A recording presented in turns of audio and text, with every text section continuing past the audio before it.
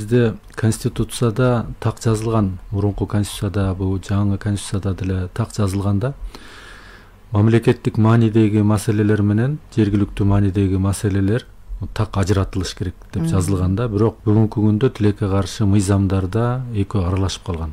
Мисалы, айылдын тургуну айыл өкмөтү чече турган же болбосо айыл кеңештин ошол депутаттары чече турган маселе менен эле акимге же президентке чейин келе берет да. Же болбосо президенттин чечүүгө мүмкүнчүлүгү баягы аз же болбосо татаал маселени келип эле айыл өкмөттү келип сен эмне бул маселени чече албайсың деген маселелер бар да. Себеби бүгүнкү күндө биздин карапайым тургундардагы ошол маселе боюнча маалыматы өтө төмөн. Экинчиден, ал эле эмес, ошо кызматта турган айыл өкмөт кызматкерлери, мэрияда иштегендер, ошол кеңештин депутаттары же болбосо чоң эле кызматта иштеген адамдар деле ошону так ажырата албайт. Анан муну мен мындай баягы элге түшүнүктүү болуш үчүн юридикалык тил эмес, мындай жөнөкөй тил менен айтканга аракет кылайын да. Негизи мамлекеттик маанидеги маселелер деген эмне да? Бул мисалы Кыргызстанда азыр 7 миллион адам жашайт.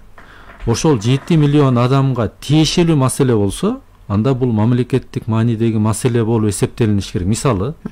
Мисалы чек ара маселеси. Лейлекте же болбосо бир жерде чек ара маселеси орчунду чыкты. Бул маселе ошол дети Кочкордогу же Түптөгү же болбосо тиги Аксыдагы адамдардын баарын жүрөгү зыркырайт, Кыргызстан чек арасы дегенде.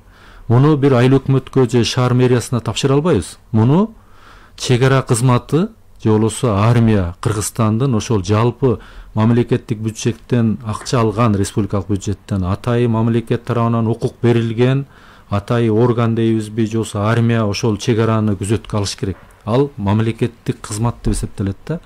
Ошол эле сыяктуу мисалы саламаттык сактоо.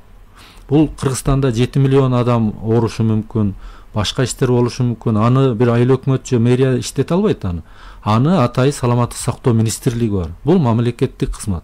Ошол эле сыяктуу билим берүү, же болбосо коопсуздук, же болбосо Кыргызстандын баягы ички иштер министрлиги жүргүзгөн баягы тартип иштери, же болбосо кылмыш менен күрөшүү, муну айыл өкмөт же мэрия жасай албайт. Муну жалпы мамлекеттик маанидеги маселелер, муну мамлекеттик кызматкерлер билиш керек да. Биз республикадан акчаны ошон үчүн алабыз, бизге ошондой полномочия берилген, милдет берилген, биз ушуга жооп беребиз деп мамлекеттик кызматкерлер ошон менен гана иш жүргүзүш керек. Ал эми жергиликтүү маанидеги маселелер булар эмнелер? Ар бир айылдын өзүнө жараша проблемалары бар. Мисалы, бир айылда суу үйүнөн чыгып турса, бир айылда суу таппай тетиге тоонон барып бир булактан суу алып жүрүшөт. Көрүңөрбү? Жакын эле турган айыл, бирок эки айылдын проблемасы эки башка. Берки суусу жок айылда балким бир чоңураак көчөлөр асфальтталган болушу мүмкүн, мусору чыгып турат, а берки суу үйүнөн чыккан айылда балким мусор тазаланбай жатышы мүмкүн. Көрдүңүзбү?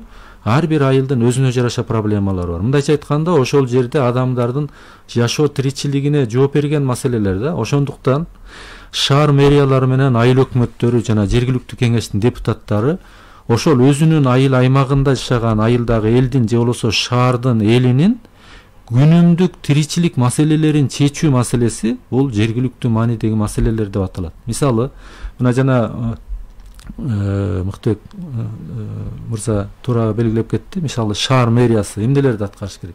Жол маселеси, таза суу маселеси, акыр чикир маселеси, мына кышкысын смог деп атабыз, ошол маселе, же болбосо жанагы светофорлор болуп атат, же болбосо мына коомдук транспорт кандай кыйналып атышат, мына биз көрүп атабыз, окуучулар тыгылып мына канчадан бери чечилбей келатат бул. Ушулардын бардыгын биринчи кезекте ошол шаар мэриялары, айыл өкмөттөрү ошол тапкан каражаты, алардын убактысы, алардын жана талашып тартышкан маселелер ошолор менен алек болуш керек.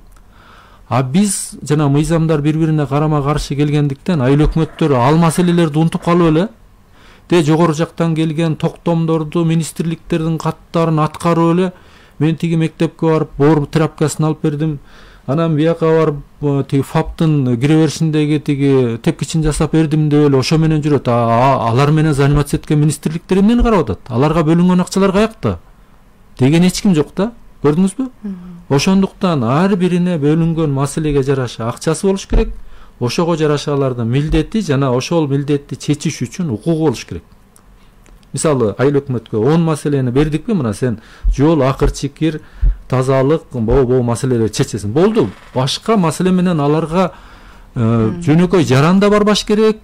Жогору жактагы мамлекеттик органдын адамдары да аларга баягы ишине киргизбеш керек. Мыйзамда так жазылган. Алардын ишине киришкенге акысы жок деп. Ошол эле учурда мамлекеттик органдар дагы өзүнө тиешелүү иштерди гана жүргүзүш керек. Жана мамлекеттик деңгээлдеги.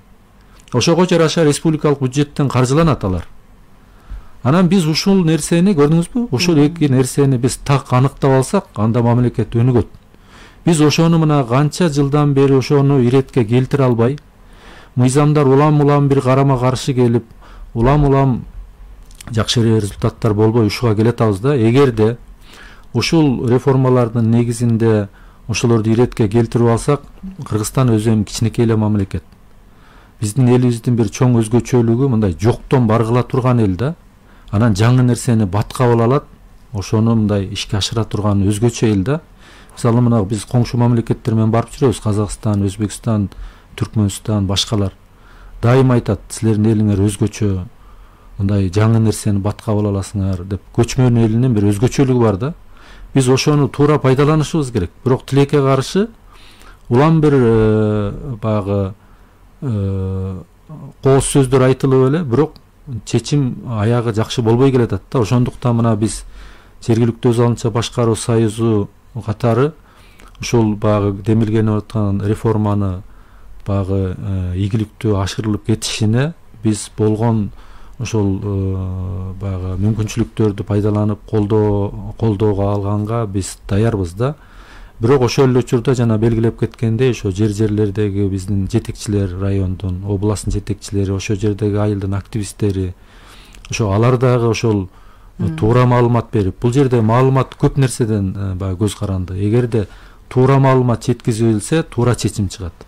Анан жок деп жана белгиленгендей мынтип тиле галочка эле баары жакшы, жоопкерчиликти мен алам, бияк баары тынч, ушундай деген чечимдер кете берсе, эртеңки күнү кимге тиет? Ошол эле мамлекет башчыларына маселе жаралып, ошолорго нааразычылыктар айтылат. Ошондой болбош үчүн биринчи кезекте ошо жерлердеги жетекчилерди сөзсүз түрдө эл менен барып, жөн эле бир 10 чакты кишини чогултуп алып маселе чечпеш керек мында.